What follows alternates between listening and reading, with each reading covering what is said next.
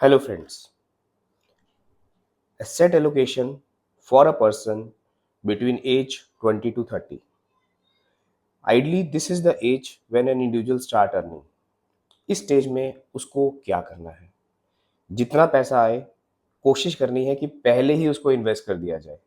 नहीं तो ऐसा ना हो कि क्या होता है ना, पैसा नया नया आता है और अगर आपके पास कोई लाइबिलिटी नहीं है, आपने कुछ अपने आप को टाई अप नहीं किया कहीं पे, तो वो पैसा खर्च हो जाता है। तो आपको क्या करना है, उस पैसे को सही से इन्वेस्ट करना है। इन्वेस्टमेंट के लिए क्या होना चाहिए? आपका फोकस होना चाहिए ग्रोथ के ऊपर। क्यों? क्योंकि अभी आपके पास लॉन्ग टर्म विजन है, लॉन्ग टर्म हॉरिजन है, आप लंबे टाइम के लिए इन्वेस्ट कर सकते हैं। तो आप इक्विटी का एक्सपोजर सबसे ज़्यादा रखेंगे, डेप्ट एक्सपोजर रखेंगे। Equity can be somewhere around 50 to 60%, डेप्ट अगेन 10 to 15% डेप्ट आप रख लीजिए। गोल्ड में फिर 5 to 10%, cash 10 to 15%। Cash includes emergency fund as well, because इस पीरियड के अंदर क्या होता है, आपको गाड़ी लेनी होती है, नया नया पैसा आया है तो गाड़ी भी लेनी है, शौक भी पूरे करने हैं, लाइफस्टाइल भी अपना चेंज करना है।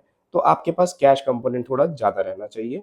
मेक श्योर कि आप अपनी फिक्स डिपॉजिट्स को, या फिक्स डिपॉजिट मतलब फिक्स इन्वेस्टमेंट्स को ना छेड़ें।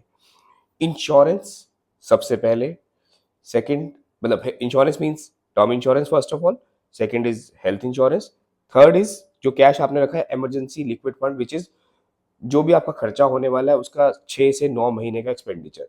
टू स्टार्ट विद आप 6 मंथ्स भी रखेंगे तो बहुत होगा, पर ideally as you grow older आपको 6 to 9 मंथ्स का आपका मंथली हाउस होल्ड एक्सपेंसिस का पैसा रखना है अपने पास। I hope this will be useful for you. Happy investing.